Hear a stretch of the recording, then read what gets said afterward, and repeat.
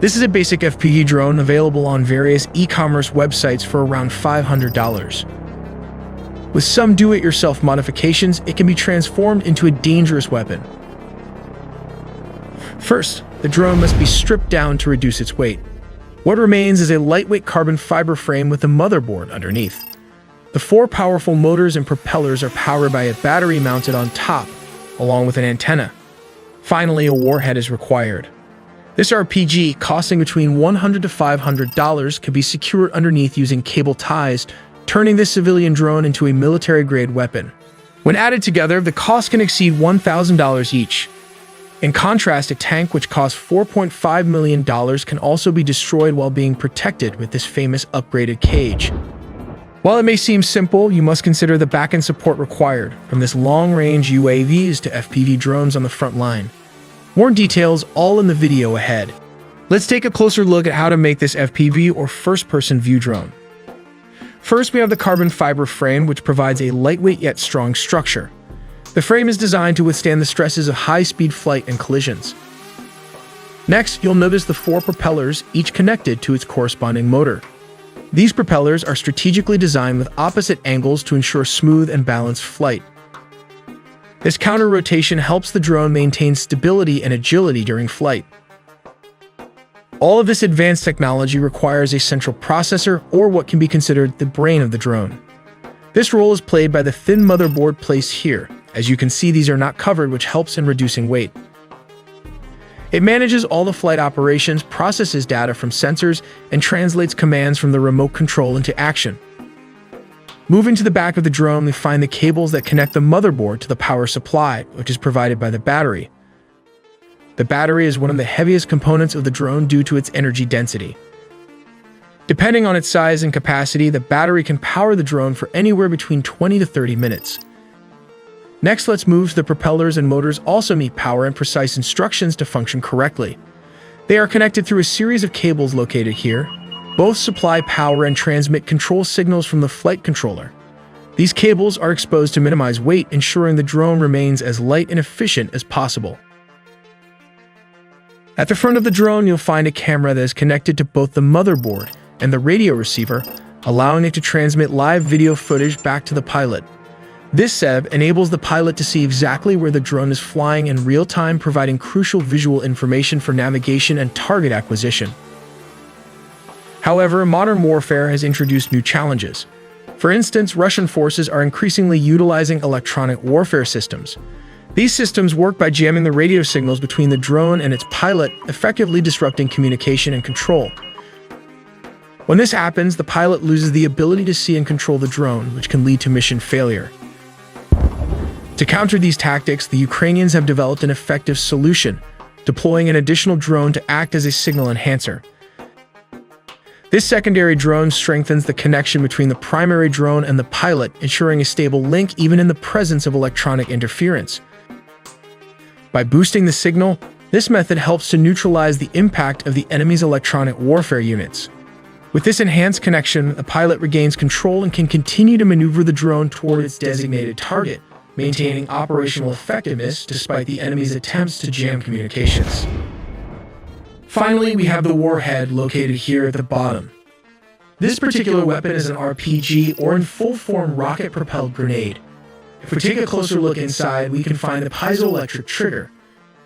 This trigger mechanism is housed within the RPG warhead and features an air-filled cavity with a conical liner. However, this trigger might not function as intended if the drone is moving too slowly or if it strikes a solid mass, like a tank not in full force.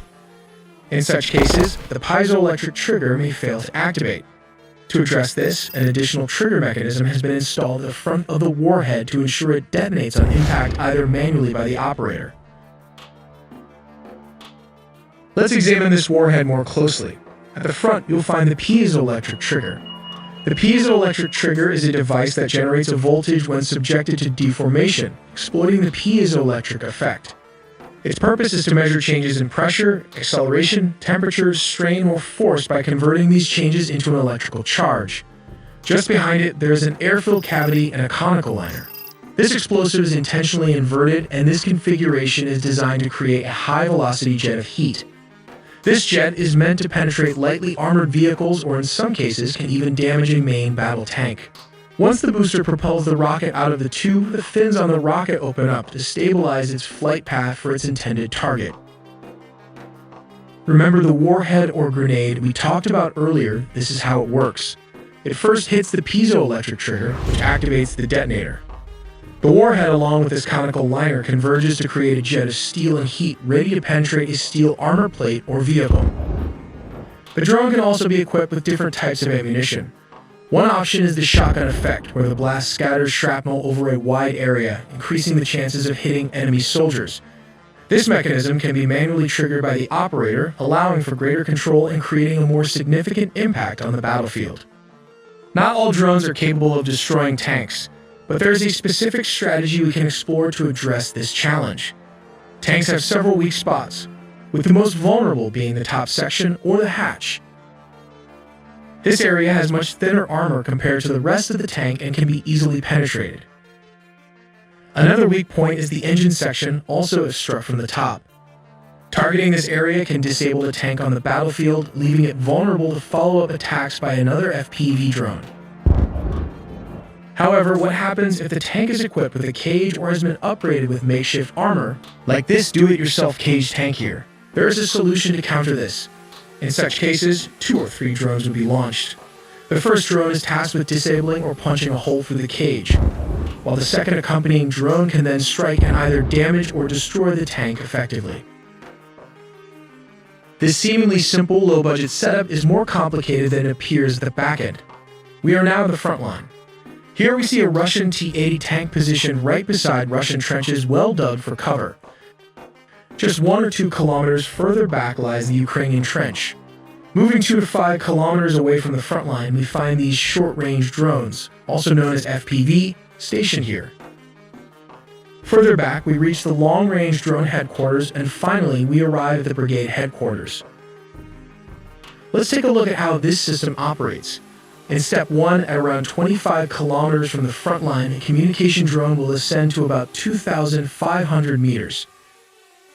This drone scans the battlefield and transmits the target coordinates to the FPV drones. Moving to Step 2. Once the drones identify a target, be it troops, vehicles, or artillery, the crews relay the coordinates to their commanders. Step 3. The commanders then receive the target information and decide whether to initiate a strike. Finally, at Step 4. Once the command is given, the drone is deployed and dives straight into a high-value target, such as a tank. The first step in countering drones with electronic warfare involves employing an electronic warfare truck, which can be highly effective within a radius of approximately 10 kilometers, or about 6.2 miles. This capability is critical for the protection of high-value assets, such as advanced air defense systems like the S-300. These systems are not only essential for national defense, but are also significant investments, with a basic unit typically costing around $150 million. The second phase of electronic warfare against drones relies on the system's ability to emit multiple powerful radio waves. These waves are designed to overwhelm and disrupt the communication signals of first-person view drones, which rely on steady radio connections to operate effectively. By overpowering the drone's control frequencies, the electronic warfare system creates an environment where enemy drones struggle to maintain functionality. In the final stage, once a drone enters the area covered by the electronic warfare system, it loses its link to the pilot, rendering it uncontrollable. At this point, the drone either crashes to the ground or continues to follow its last received command as it is no longer able to link further instructions. In response to the increasing challenges posed by electronic warfare systems, Ukraine and Russia are racing to develop drones guided by artificial intelligence. Let's take a closer look at how this works. Imagine this dome as the area where the electronic warfare unit is located. As soon as the artificial intelligence automatically identifies a high-value target, it locks onto it. The drone is immune to jamming because once it locks onto the target, no further contact with the pilot is necessary. It then dives straight into the target even without any radio signals.